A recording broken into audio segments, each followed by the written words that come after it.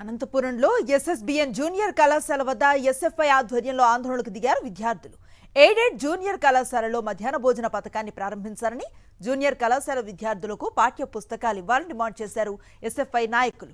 యువగళం పాదయాత్రలో లోకేష్ ఇచ్చిన హామీలు ఇప్పటికే నెరవేర్చలేదని వారు దుయ్యబట్టారు.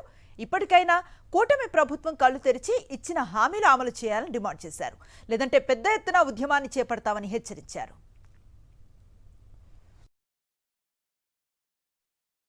ప్రస్తుత విద్యాశాఖ మంత్రి నారా లోకేష్ గారు ఆ రోజు ఎస్ఎస్బిఎన్ కళాశాలకు వచ్చి విద్యార్థులతో మాట్లాడుతూ ఏదైతే ఏడేడు విద్యా సంస్థల పరిరక్షణ కోసం నేను అధికారంలోకి వస్తే పనిచేస్తాను, ఖాళీగా ఉన్న అధ్యాపక పోస్టులు భర్తీ చేస్తాను, మధ్యాహ్న భోజనం ఏర్పాటు చేస్తాను, పాఠ్య పుస్తకాలు ఇస్తాను అనేక హామీలు ఇచ్చినటువంటి విద్యాశాఖ మంత్రి గారు ఈరోజు అధికారంలోకి వచ్చి విద్యాశాఖ మంత్రి అయినప్పటికీ ఇప్పటిదాకా ఏడేడు విద్యా సంస్థల్ని గాలికి వదిలేసినటువంటి పరిస్థితి ప్రస్తుతం ఈ రాష్ట్రంలో కనపడుతుంది. ఇప్పటికైనా రాష్ట్ర ప్రభుత్వం స్పందించి ఏడేడు జూనియర్ కళాశాలలో మధ్యాహ్నం భోజనం పెట్టాలా, ఖాళీగా ఉన్న అధ్యాపక పోస్టులు భర్తీ చేయాలా, దాంతోపాటు పాఠ్య పుస్తకాలు ఇవ్వాలని ఈ సందర్భంగా విద్యార్థుల పక్షాన విద్యార్థులు ఎస్ఎఫ్ఐ నాయకులు ఈ సందర్భంగా రాష్ట్ర ప్రభుత్వాన్ని డిమాండ్ చేయడం జరుగుతుంది.